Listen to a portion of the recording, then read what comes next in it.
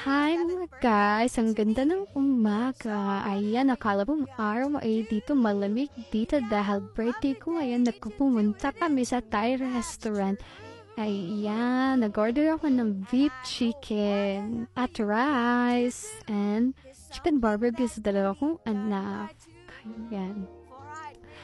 First time First time ko mag-celebrate sa England ng birthday. Ayan.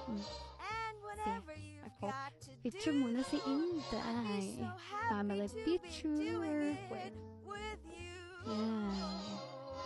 Tapos may pa-dessert pa sila. Free lang yan. Tapos si Arturo mahilig sa grapes. Ayan, nag-deal out na kami. Pauwi na kami. Ayan, ang lamig-lamig dito.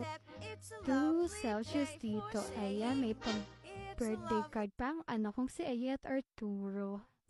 Thank you, bye!